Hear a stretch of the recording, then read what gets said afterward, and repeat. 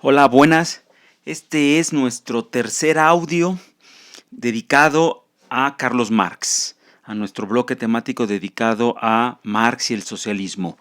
El texto de discusión de este tercer audio es el texto que Norberto Bobbio dedica a la obra de Carlos Marx en su libro La teoría de las formas de gobierno en la historia del pensamiento político.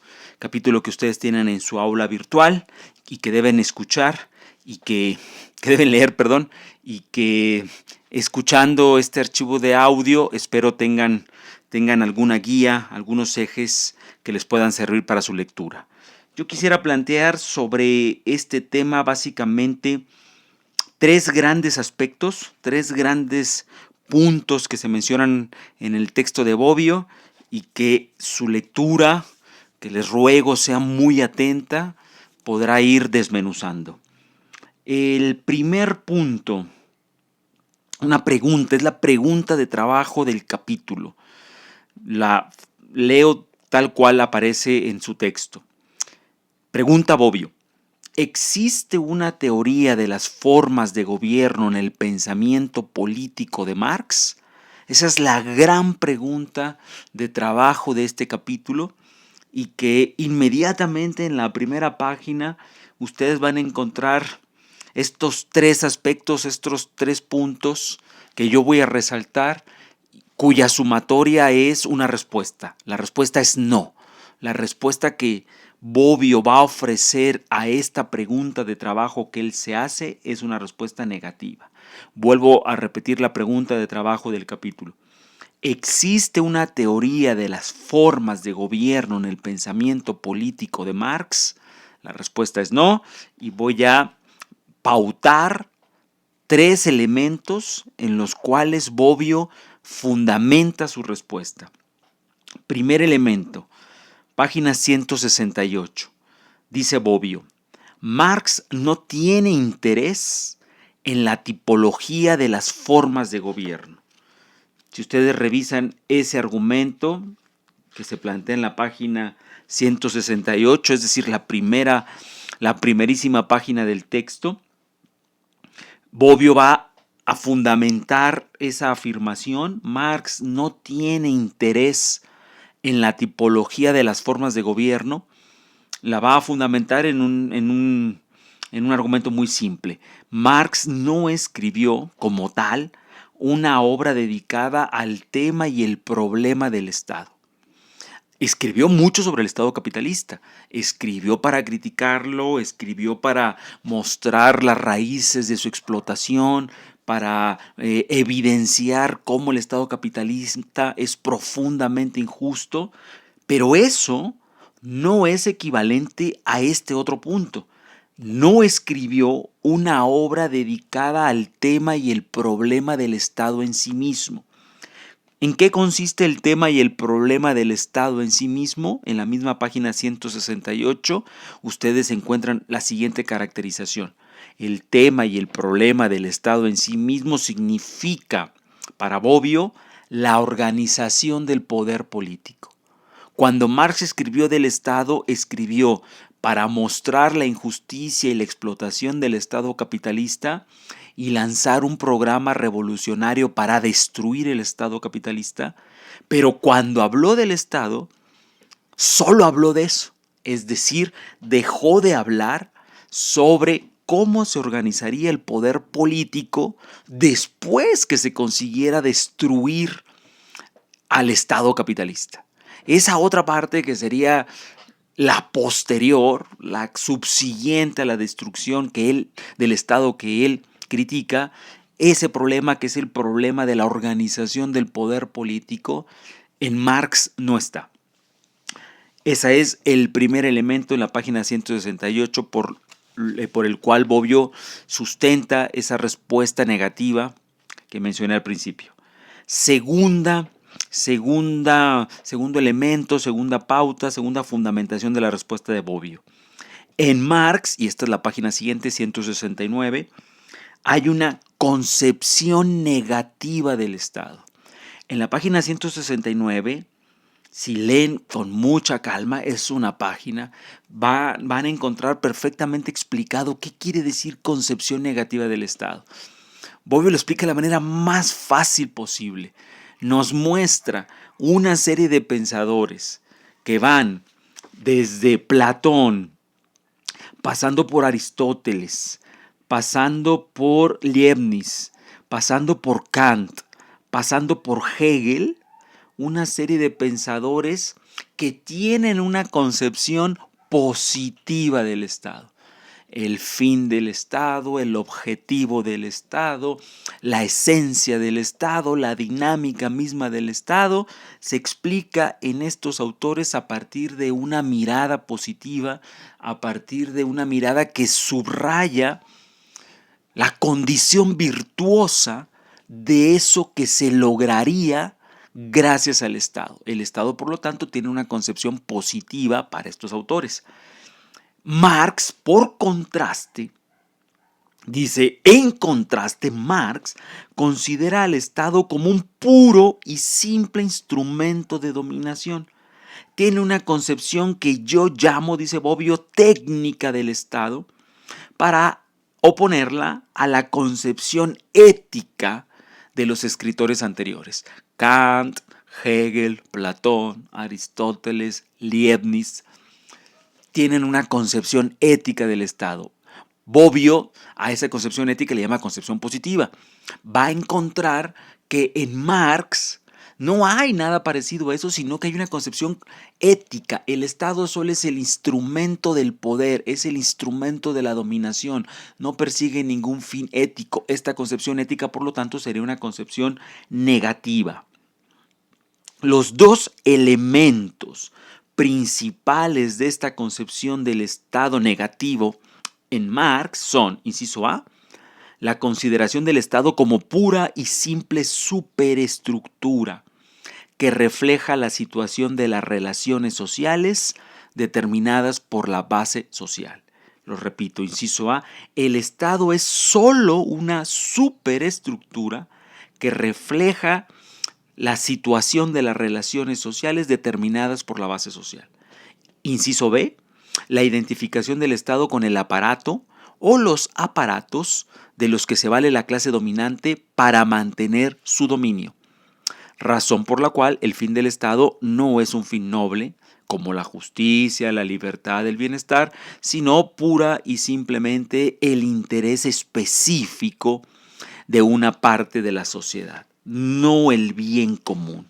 Esta concepción negativa del Estado la pueden encontrar también desarrollada en la página 170.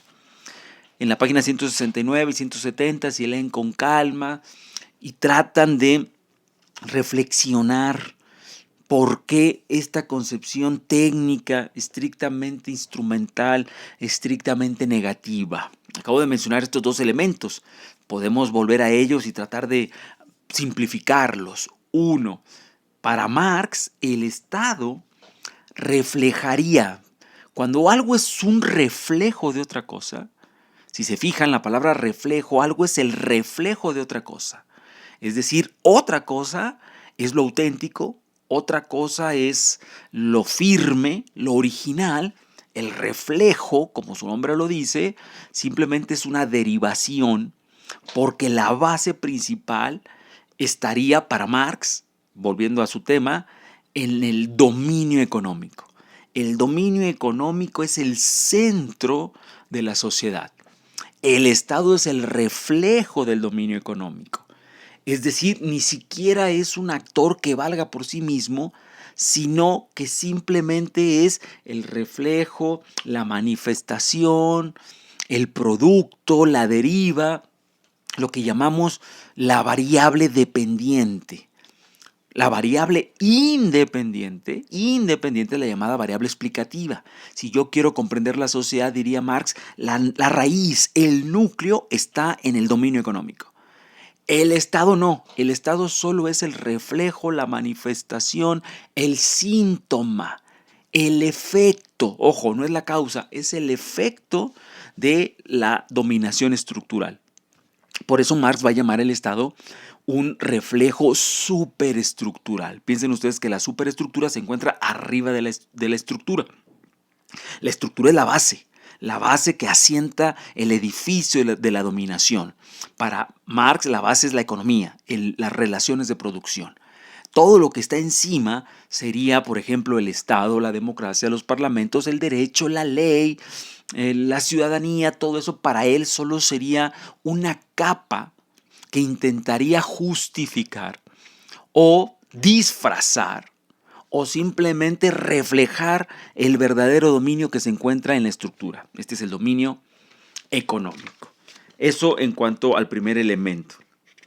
Y el segundo elemento, la identificación del Estado con el aparato o los aparatos de los que se vale la clase dominante para mantener su dominio. Es un poco lo que decía ahora, si el Estado es un aparato superestructural, el Estado, la religión, la escuela, la burocracia, el derecho, las leyes, los parlamentos, la ideología, todo eso para Marx son aparatos a favor de la conservación del dominio de clase. Por eso esta concepción negativa en Marx. Luego, seguimos hablando de argumentos, razones que ilustran la concepción negativa del Estado en Marx. Ustedes pueden encontrar en la página 171 la siguiente idea. Desde el punto de vista de las relaciones de producción, el Estado es una forma de despotismo. Aquí lo importante es la primera parte de la frase. Desde el punto de vista de las relaciones de producción. Ese es el punto de vista de Marx. Las relaciones de producción económica, el materialismo histórico, economicista de Marx pone el acento, lo que acabamos de decir, la variable explicativa, la variable independiente, considera que el núcleo de la sociedad son las relaciones de producción económica. ¿Quién tiene los medios de producción? ¿Quién lo ejerce? ¿Quién ejerce ese poder? ¿Quién sufre y padece ese poder? ¿Cuántas clases sociales hay? ¿Qué clase social es dominante? ¿Qué clase social es dominada? A partir de esa perspectiva, si nos centramos solo en esa perspectiva, que es lo que va a hacer Marx, y eso va a ser al mismo tiempo una ventaja, pero también una gran desventaja, porque va a ser una perspectiva muy esquinada, muy concentrada en un solo aspecto de lo social. A partir de esa perspectiva, el Estado, que no vale por sí mismo, porque la perspectiva central es la que acabo de mencionar antes, las relaciones de producción, a partir de esa perspectiva, el Estado como un objeto secundario sería para Marx una forma de despotismo. Una forma de despotismo quiere decir una forma jurídica, política y legalizada para mantener el dominio de clase, es decir, para mantener las relaciones de producción existentes. Si en las relaciones de producción existentes hay una clase que se llama burguesía, que mantiene la base estructural económica, el Estado se convierte en el reflejo legal, jurídico de esa dominación económica burguesa. Por lo tanto, el Estado solo vendría a justificar, a expresar ese dominio de clase. Esa idea del Estado como una forma de despotismo la pueden ustedes encontrar, y no me voy a detener en esto, les pido que lo lean, pueden encontrarlo como se refleja en Marx tanto en el bonapartismo. Les voy a pedir que revisen en la página 172 qué es bonapartismo. Independientemente de lo que sea, que les pido que lo revisen, Marx considera que el bonapartismo también es una forma de despotismo.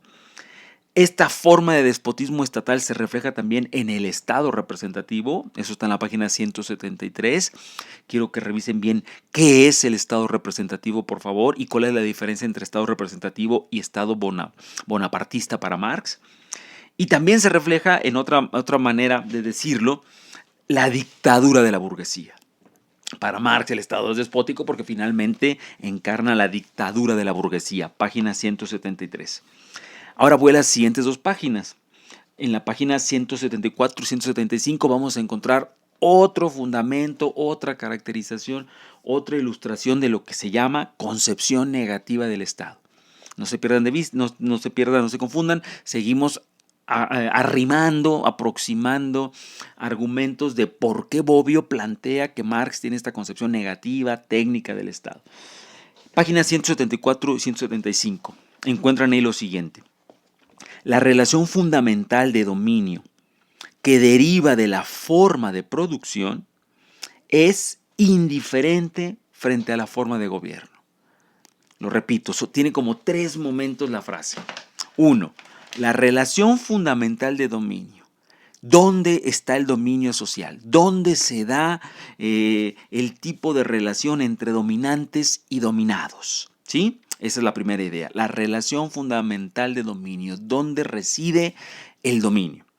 Y luego, segunda idea, que deriva de la forma de producción. Esto ya lo acabo de repetir, ¿no?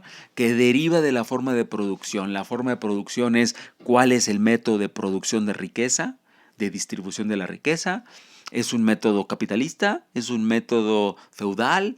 ¿Es un método...?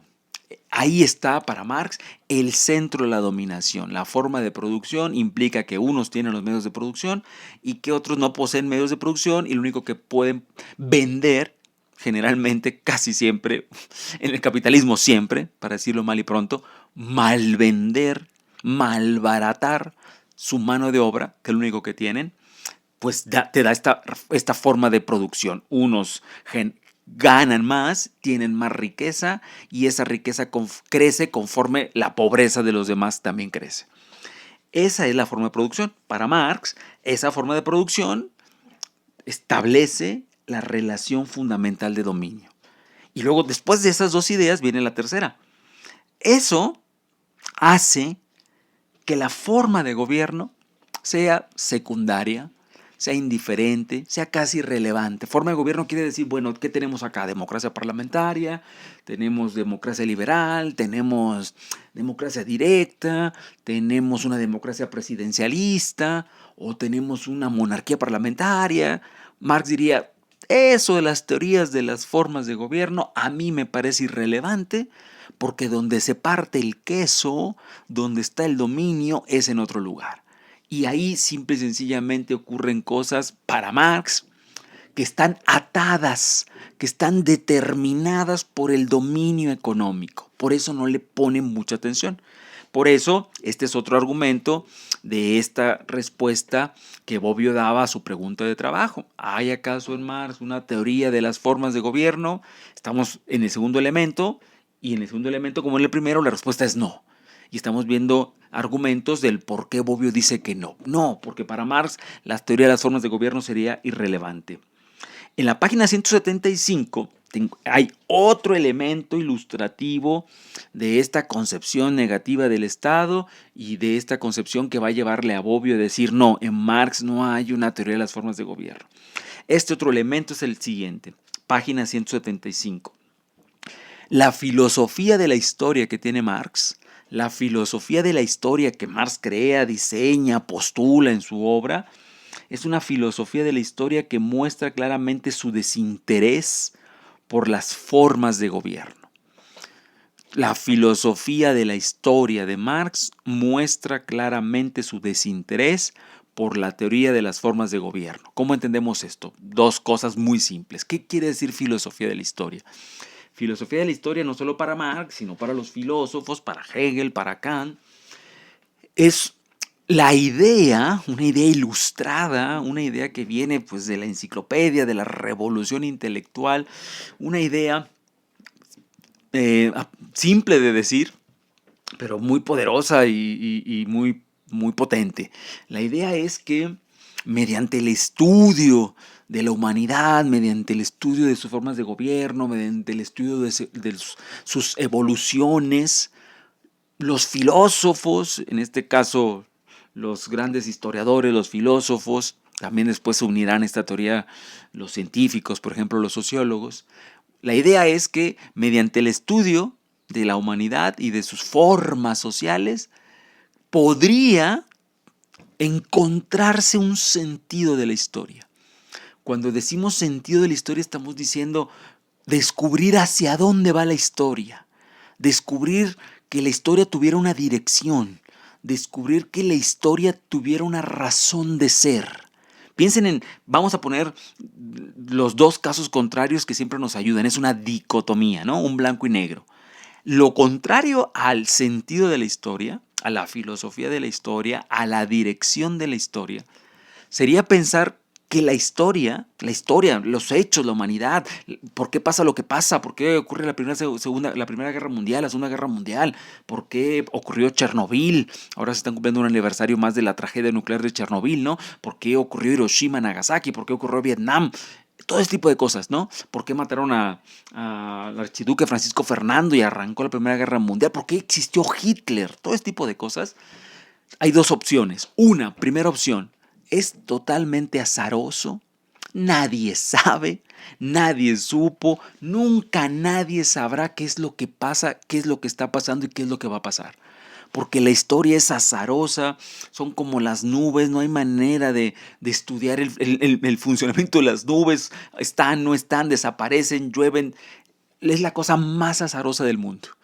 Accidentada, la historia está llena de errores, la historia está llena de fracasos, se planean cosas y sale el tiro por la culata, ocurre todo lo contrario. Piensen en la historia de un individuo, en su propia historia individual, aunque no es igual, pero simplemente como un reduccionismo para anclar estas dos opciones. ¿Cuánto de su vida está trazada por un sentido objetivo? Objetivo quiere decir yo vine a este mundo a cumplir con esta misión porque hay un orden. Las cosas pasan por algo. Bueno, la primera opción que acabamos de terminar, que es la opción azarosa, es no hay ningún orden, las cosas pasan, no sabemos por qué. No es cierto que haya una dirección ni de mi vida ni de las sociedades. Podemos hoy avanzar, estamos a punto de llegar a Marte, ya tenemos ahí drones y ya se está tratando de producir oxígeno en Marte y sin embargo ahora en una pandemia muchísima gente ha muerto. Se suponía que éramos una sociedad súper avanzada y sin embargo llega una pandemia, unos virus y han matado miles de personas. No se entiende, ¿no? Esa sería la primera opción. El no orden, la historia totalmente accidentada y azarosa. La segunda opción es la que propone Marx, pero que también la propone Comte, que es un sociólogo, la propone el propio Kierkegaard, que es otro filósofo cristiano. Es una idea muy de la Ilustración. Mediante el estudio, el conocimiento, la investigación, podríamos detectar que la historia no es azarosa, que la historia tiene una ruta, tiene una dirección, que hay un sentido, que las cosas pasan por algo, no nada más porque sí. Bajo esa idea Marx, eso es filosofía de la historia, va a tener una filosofía de la historia donde va a plantear que la sociedad avanza por ciertas etapas, pero en esas etapas que Marx construye nunca menciona teorías de gobierno, formas de gobierno. Lo que menciona son formas económicas, métodos de producción económica. Y este es otro elemento por el cual Bobbio dice, miren, en la filosofía de la historia de Marx, a diferencia de otros autores, las etapas que él construye no se basan en formas de gobierno, no se basan en tipologías de gobierno, sino que se basan en formas de organización económica. En el audio anterior se las mencioné. Estábamos hablando del comunismo primitivo, hablábamos también de las sociedades feudales, de las sociedades capitalistas, después hablamos de la sociedad socialista y después de la sociedad comunista. Ninguna de estas son teorías de la forma de gobierno. Cuando pensamos en teorías, tipologías de formas de gobierno, recuerden ustedes sus lecciones de Aristóteles en Teoría Política 1, que planteaba las formas puras y las formas impuras. Se recordarán, no tengo que remembrarlo en este momento, pero ahí aparecen nombres como aristocracia, como monarquía, como oligarquía, como república, ya se recordaron seguramente, que son formas de gobierno. Lo que Marx propone son formas de modos de producción económicos, capitalismo, feudalismo, sociedad tribal. Se ve la diferencia, ¿no? El tema es que gracias a esa diferencia, Bobbio tiene otro elemento, otra herramienta para decir, no, en Marx no hay una teoría de las formas de gobierno. Bien, para cerrar, tercer y último elemento, tercer y último componente de la lectura que me interesa, la idea de la transición hacia la sociedad sin Estado. Entre la página 177 y la página 180 ustedes pueden encontrar poquitas o poquitas cuartillas, pero las suficientes para que puedan apreciar la idea que hay en Marx, también en Engels, a quien se cita mucho en el trabajo, de avanzar hacia una sociedad sin Estado. Fíjense cómo es esto muy congruente con lo que acabamos de decir. Uno, Marx tiene una concepción negativa del Estado. Dos, es una concepción estrictamente técnica. No piensa que el Estado tenga ninguna función ética o virtuosa. Por lo tanto, en su teoría, va a plantear que luego de la sociedad capitalista, el siguiente estadio, que es el estadio del socialismo, prepararía las condiciones. En el socialismo se crearían las condiciones para pasar al último momento, la última etapa, el último estadio de su filosofía de la historia, que es el comunismo, que para él sería una sociedad que ha logrado abolir el Estado, es decir, desaparecer al Estado y desaparecer previamente también la propiedad privada. Es una utopía, como en algún momento en un audio mencioné. Una utopía etimológicamente quiere decir no lugar, no guión lugar. Y digo utopía en dos sentidos. Uno, en el momento en que Marx lo había escrito, escribía esto, no había todavía en el mundo ninguna sociedad sin Estado. O que lograra este desarrollo. Sí ha habido sociedades sin Estado ciertamente en la historia, pero estoy hablando de este tránsito. ¿No? Me refiero a esta filosofía de la historia donde, según Marx, al avanzar por esa evolución, una sociedad que ya tuvo Estado se liberaría del Estado. Bueno, eso no había pasado en el momento que escribió Marx y tampoco hasta el día de hoy. Por eso sigue siendo una utopía, porque no conocemos todavía el día de hoy sociedades o naciones o incluso pueblos que viven en situaciones no estatales. Pero no conocemos naciones, pueblos, regiones que una vez que han construido un Estado, se liberen del Estado. ¿Qué características tendría esto? Ustedes revisen en la página 177, precisamente hablando de las condiciones utópicas. Los dos últimos párrafos de la página 177 son claramente utópicos. Un lugar donde no habría un poder coactivo, por ejemplo, desaparecerían los soldados, desaparecería la policía, los gendarmes, desaparecería la administración, no habría burocracia. Y luego viene esta frase que Bobbio usa precisamente para remarcar lo utópico de esto. Dice, aquella carencia de aparato administrativo que según Lenin podrá realizarse cuando aún la cocinera pueda atender los asuntos de Estado. Marx es un crítico de la división social del trabajo. Esto lo vimos en la clase y el archivo anterior. Para Marx, la división social del trabajo favoreció el sistema de la propiedad privada. Y entonces, estas dos bases, dos fundamentos, son fundamentos, la división social del trabajo y la propiedad privada son fundamentos del Estado capitalista. Como él es un crítico del Estado capitalista y quiere demoler el Estado capitalista, va a ser un crítico, por lo tanto, de la división social del trabajo. Porque él piensa que en esa sociedad sin Estado todos podríamos ser capaces de hacer todo. Tiene párrafos muy utópicos donde dice alguien podría trabajar por la mañana en la fábrica o en el campo y en la tarde estaría pintando. Bueno, esta frase de Lenin todavía va más allá, ¿no? Una cocinera podría manejar los asuntos del Estado.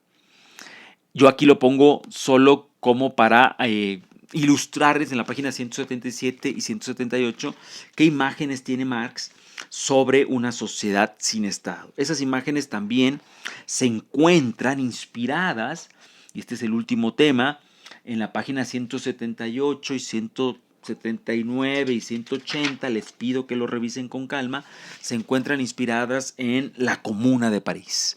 La Comuna de París fue un movimiento comunitario, socialista, comunista, que se da en el año de 1780 en París, 1780-81, porque París está sufriendo una guerra, incluso una invasión con Prusia, pierde la batalla, y en ese momento en donde entre marzo y mayo de 1871, les preciso la fecha, la guerra empezó en 1870, por eso me confundía, pero la Comuna de París se da entre marzo y mayo de 1871. Es un levantamiento armado, un levantamiento popular, glorioso, que ha quedado en la historia como una de las gestas más gloriosas, porque el pueblo se levanta en armas para tomar el poder estatal en sus manos, dado que ese Estado que debería gobernarlos y protegerlos había entrado en una lucha con Prusia y además había perdido, y ese Estado francés estaba acusado de negociaciones y de traiciones en esa derrota que estaba teniendo con los prusianos. Así que un pueblo se levanta no solo contra sus propias autoridades, sino también contra los invasores prusianos, y durante esos pocos meses llevan a cabo este ensayo de una república autogestiva, una república obrera que pudiera intentar llevar a la práctica esos grandes ideales que estamos hablando aquí, esa gran utopía. Todo eso de la Comuna de París está entre la página 178, 179 y 180. Les pido que la revisen. En realidad son dos paginitas donde se muestra la influencia que la Comuna de París habría tenido en la idea revolucionaria de Marx. Y finalmente, la última idea de la página 180 que se continúa y concluye en la página 181 es cómo Lenin, Vladimir Ilich Lenin, un pensador que no tendremos tiempo de revisar en nuestro curso, que es propiamente del siglo XX ya, que es el gran dirigente revolucionario que va a llevar a cabo la revolución bolchevique en la URSS y que por lo tanto será la cabeza de la interpretación de Marx dominante en Rusia. Lenin producirá distintos libros donde ofrecerá una interpretación de su propia lectura de Marx. Es un marxista que se ha leído a Marx de cabo a rabo y que escribirá libros suyos tratando de marcar el camino inspirado en Marx. Lenin planteará a partir de estas lecturas de Marx y de su propia inspiración en Marx que el objetivo del comunismo, del socialismo liderado por Marx, sería transformar la democracia burguesa en una democracia proletaria. Ese es un último punto que, aunque se desarrolla muy poco en el texto, nos daría para en nuestra clase charlar sobre las posibilidades o no, los alcances, pero también los límites, las victorias simbólicas, pero las que hasta ahora lamentablemente han sido las derrotas históricas reales de esa apuesta de conseguir un modelo alternativo de democracia que no fuera la democracia liberal, que no fuera la democracia burguesa, sino, como aquí se sugiere, que fuera una democracia proletaria, entendida como una democracia social, una democracia más auténtica, una verdadera democracia. Bueno, eso fue la teoría en la que, entre otras cosas, se inspiró el Estado leninista, la Revolución Rusa y el Estado totalitario. Este es un tema que después tocaremos. El Estado totalitario fue una degeneración de los ideales de Marx. A Marx, y también esto lo apunto para que lo discutamos en clase, pues le pasó lo que a veces suele pasar con los grandes pensadores. Le pasó a Cristo, si hablamos de grandes pensadores, podemos empezar por ahí, le pasó a Cristo, le pasó a Marx, le ha pasado a muchísimos. Sus seguidores los deforman. Sus seguidores dan unas interpretaciones a veces demasiado doctrinarias, a veces demasiado heterodoxas, suele pasar, y eso ocurrió mucho con esa república soviética que decía inspirarse en un Marx que cada vez lo hacían decir cada cosa. Si Marx hubiera levantado cabeza y hubiera visto el Estado totalitario, muy probablemente hubiera dicho, pero ¿qué están haciendo? Yo nunca planteé eso. Marx era un gran crítico, por ejemplo, de la ideología. Y ese Estado totalitario fue profundamente ideológico al grado de intentar tapar la realidad con adoctrinamiento ideológico. Pero bueno, esos son temas interesantísimos porque tiene que ver con las consecuencias, las derivas de la potencia teórica del gran y siempre indispensable Carlos Marx. Seguiremos discutiendo sobre esto en clase. Chao, chao. Gracias.